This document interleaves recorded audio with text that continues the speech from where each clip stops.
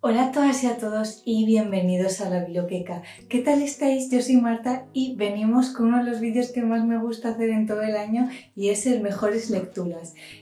Simplemente decir que, como siempre, no son libros que hayan salido este año, son libros que yo he leído este año y que no es que sean los mejores libros, sino que de todos los que he leído son los que más a mí me han gustado.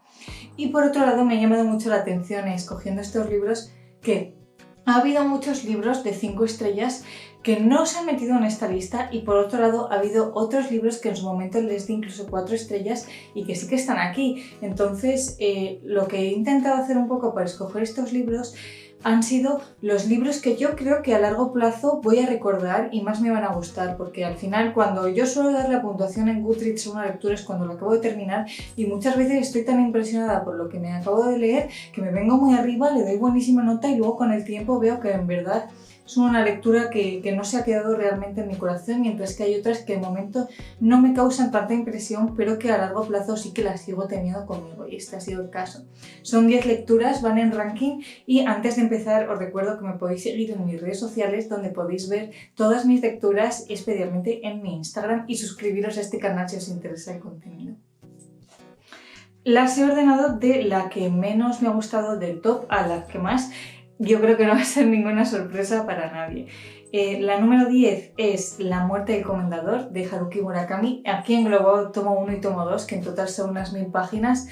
Tampoco, como siempre, no voy a hacer reseñas muy extensas de Murakami. Al final es un libro muy Murakami porque tiene mucha esencia. Es la historia de un pintor que tras su divorcio se retira a un pueblo fuera de Tokio y termina viviendo en la casa del que es un pintor ya de mucho renombre, jubilado, y descubre que ahí en su casa tiene un cuadro que nunca jamás ha visto la luz, y un poco lo que va pasando con el misterio de este cuadro, que es precisamente La muerte del comendador. Es un libro que toca muchos temas, pero que se centra principalmente en el arte, que tiene mucha presencia en el libro, y en la ópera. Ya sabéis que los libros de Murakami siempre tienen mucha presencia la música, y en este caso es la ópera, que es un género que no es que me atraiga nada, pero que me ha parecido muy curioso. Dentro de que sea un libro muy a la línea de Murakami, me ha gustado mucho porque el realismo mágico es muy original, le da un toque muy diferente al resto de libros, los personajes me han gustado y las páginas se han pasado solas. La verdad que es un libro muy rápido de leer. Y también que está muy bien cerrado, porque es cierto que hay algunos libros que tienen una trama increíble y que luego se cierra un poco regulinchi. Me ha parecido que este libro dejaba todas las cosas muy bien cerradas. El número 9 del top es Nuestra parte de noche, de Mariana Enríquez, que leí este año para Lectoras Octubre. Es una historia maravillosa que yo reseñé, por cierto, y que lo dejaré por aquí, y que trata de la vida de Gaspar y su padre en un viaje que hacen por Argentina, y que resulta que la familia de Gaspar está dentro de una secta que hace invocaciones al demonio, a la oscuridad.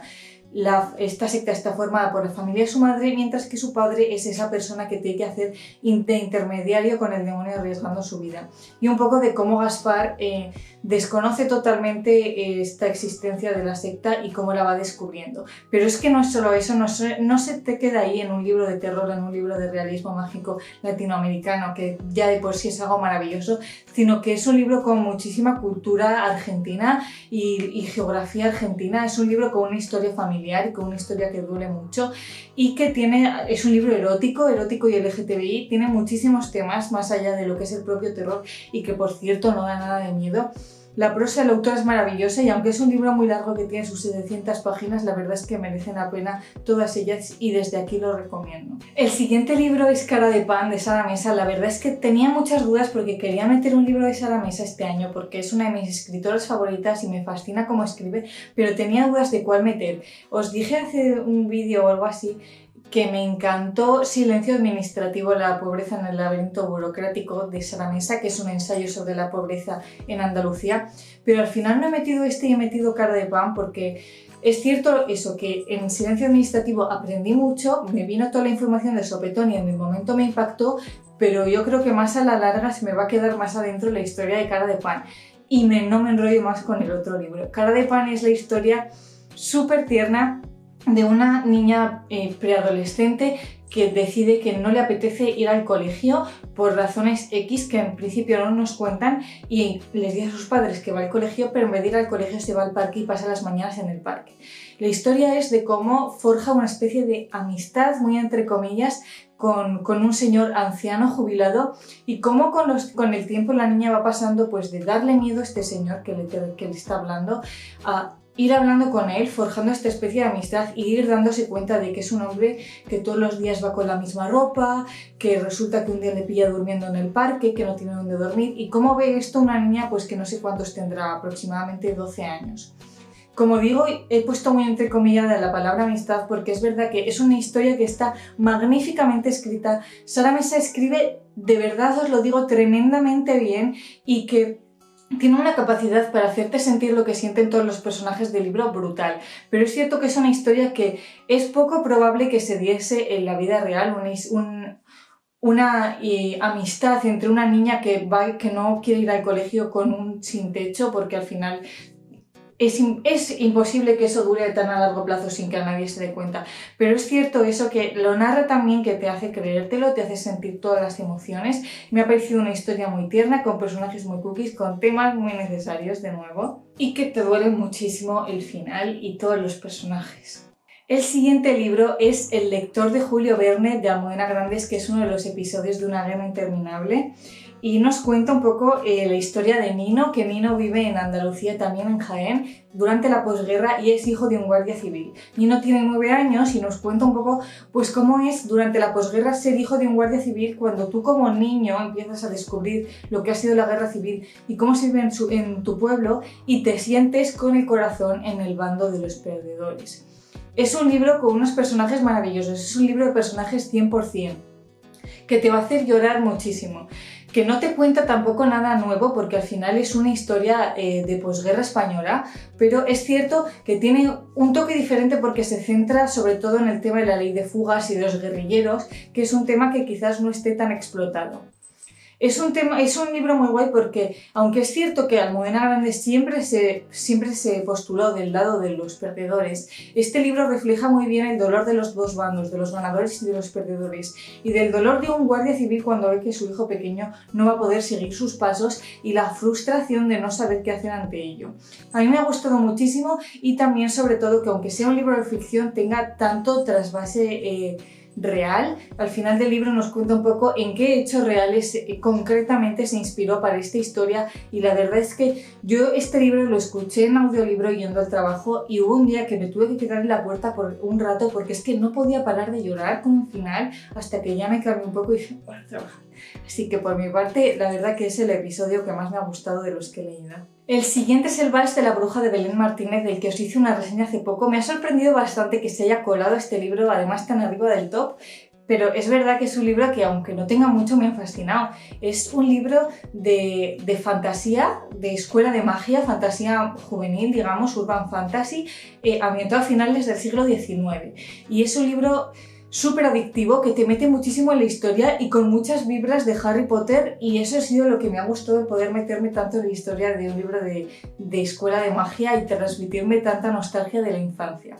Nos cuenta, como os dije, que os dejaré también la reseña por aquí, la vida de Elisa Cailetter y su prima, que son expulsadas de una escuela de magia, y cómo su tía les dice, vale, pues os han expulsado de la academia de magia, pues ahora tenéis que ir a estos bailes de la regencia para encontrar un marido con el carnet de baile. Está muy guay porque mezcla mucho historia de Inglaterra a finales del siglo XIX con magia.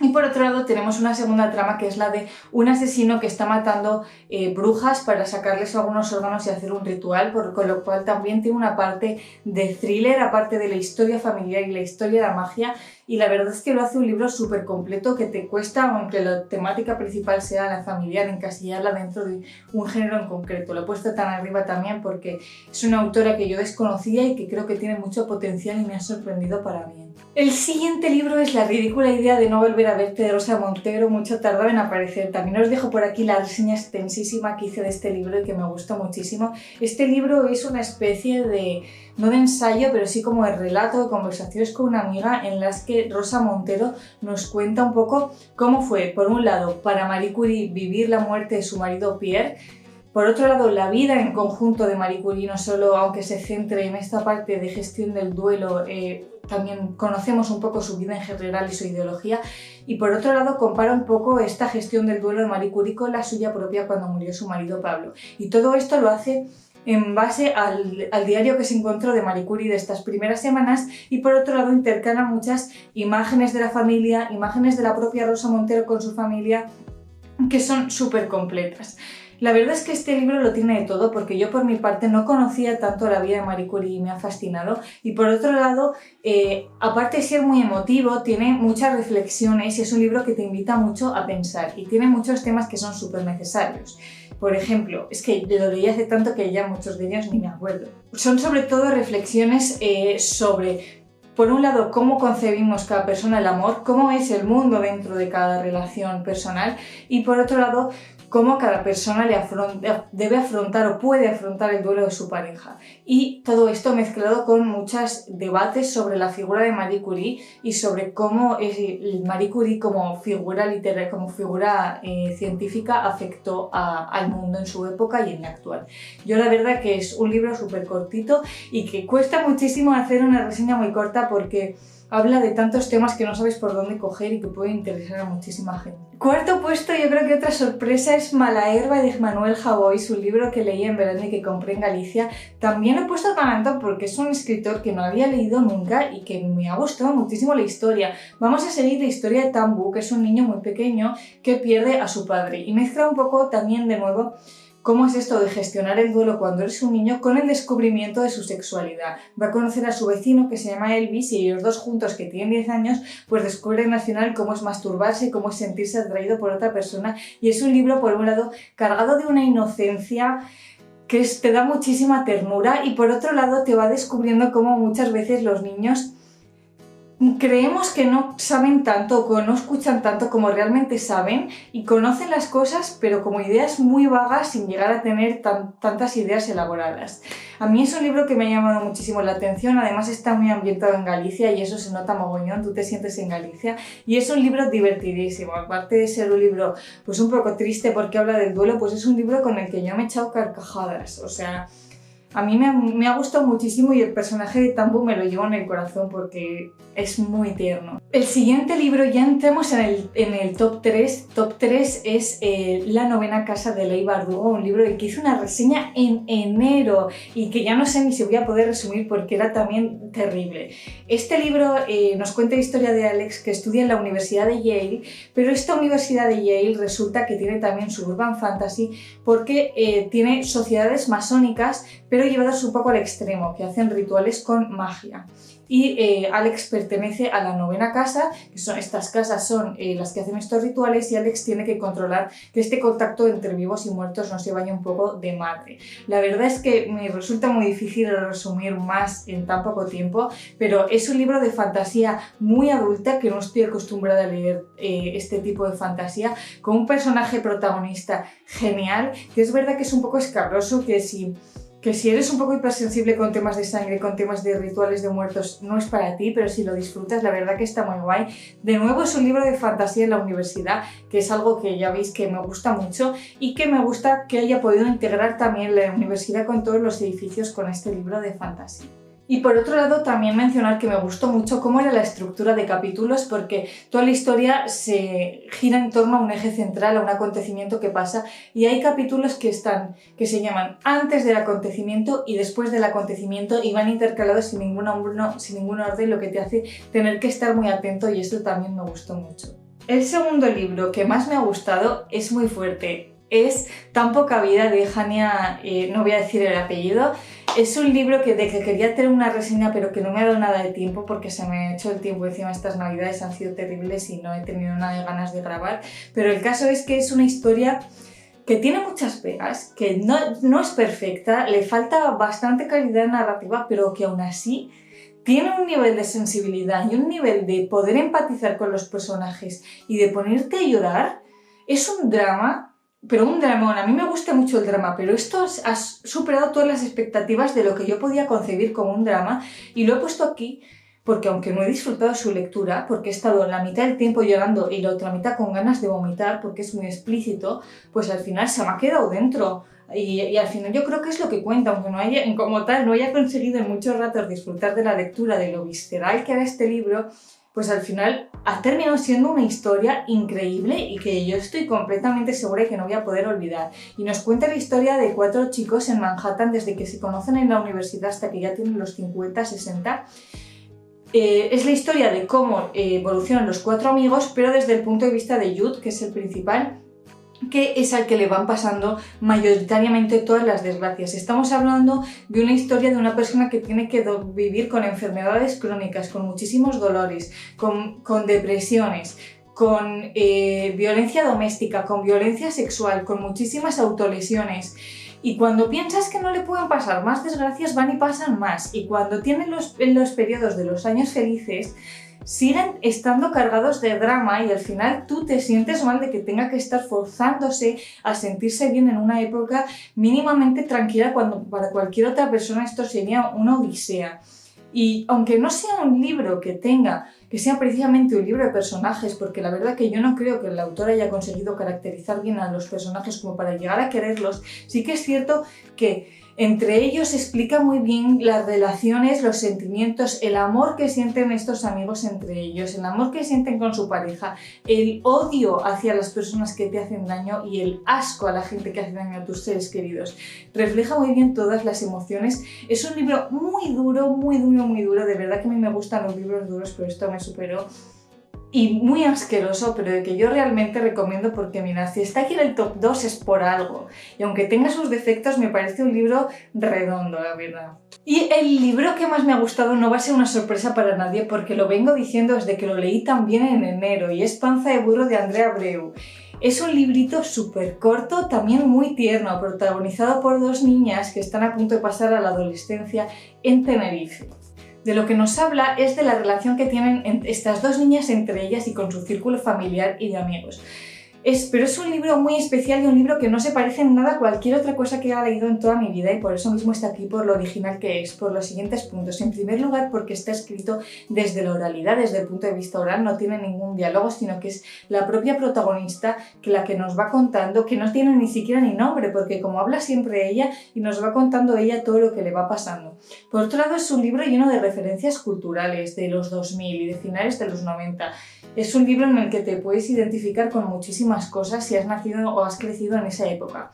Es un libro que nos habla en jerga canaria y además nos habla de un Tenerife que es el Tenerife que está detrás de todos los hoteles de 5 estrellas. Un libro con muchísima perspectiva de clase y con una perspectiva de las islas que no estamos acostumbrados a ver. Y por otro lado es un libro que nos habla desde la inocencia de cómo es vivir en este barrio tan humilde, cómo es vivir en un barrio obrero, cómo es ser consciente de que tu situación económica es muy pobre cuando tienes 12 años y cómo descubres tu sexualidad en este ambiente. A mí es un libro que me pareció maravilloso porque tiene todo esto en unas 100 páginas o 150 que te puedes leer de una sentada y lo meto aquí en el top 1 por lo original que es, porque yo nunca en mi vida había visto un libro que se salga tanto de la norma como este, que Andrea Abreu es una autora jovencísima y tiene muchísimo potencial. Este ha sido mi top 10 de lecturas. Dejadme por comentarios si habéis leído alguno de ellos o alguno os ha llamado la atención. ¿Qué libros os van a traer o habéis pedido para Reyes? Que ya podéis ir pidiendo esto si me da tiempo a editarlo, desde luego. Y también cuál ha sido vuestra mejor lectura de este año o vuestro top 3. Por mi parte me despido, simplemente pediros que os cuidéis mucho y nunca lo digo, que me dio dedito arriba en este vídeo si os ha gustado, que siempre se me olvida. Esto ha sido todo por ahí. Cuidaros mucho y un besito muy grande. Adiós.